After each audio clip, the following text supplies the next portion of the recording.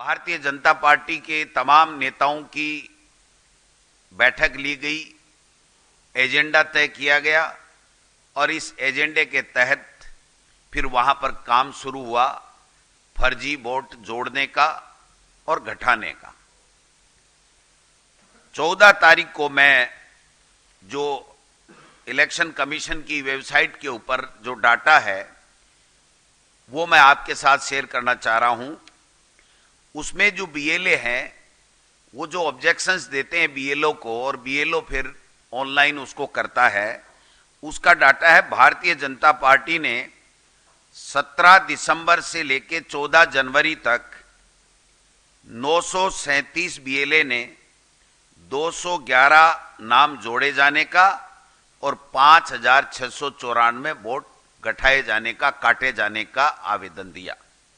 Congress party ने 110 BLA ने 185 form जोड़े जाने का नाम और 2 नाम हटाए जाने का आवेदन दिया। ये इलेक्शन कमीशन की वेबसाइट के ऊपर है, कहीं कोई दूसरा आंकड़ा नहीं है।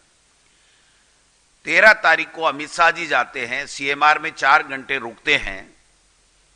3 तारीख से लेकर के 13 तारीख के बीच में भारतीय जनता पार्टी में गुप्त रूप से खेला चलता है। फर्जी कंप्यूटराइज फार्म हर विधानसभा वाइज 10-10, 15-15 हजार वहां पर प्रिंटेड होते हैं।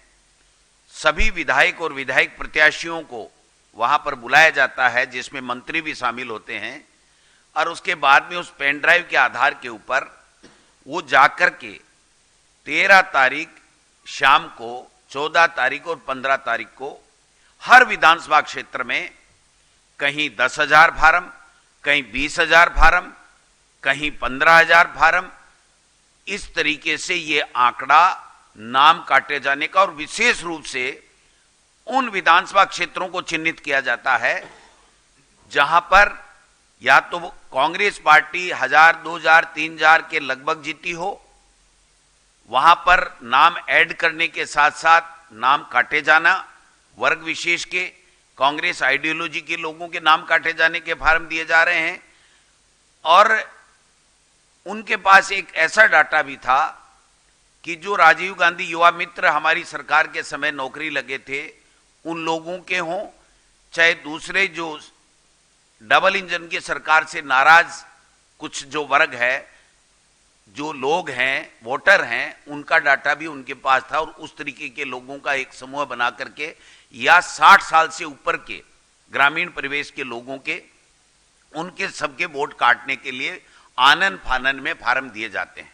नियम ई रोल बुक जो कहती है, वो नियम ये कहता है पेज 13 पे कि ड्राफ्ट प्रकाशन के बाद में एक बीएलए एक दिन में केवल 10 फार्म दे सकता है, उसके अलावा नहीं दे सकता। यानी 14 तारीख तक जो फार्म दिए गए उसका आंकड़ा आपके सामने है।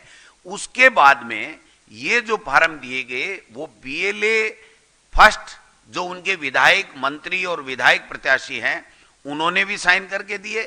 बाकी कुछ भारतीय जनता पार्टी के जो बीएलए हैं उनके फर्जी हस्ताक्षर करके 10-10, 15-15 हजार, 20-20 हजार फार्म हर जो है वो एसडीएम की टेबल के ऊपर उन्होंने जमा करा दिए।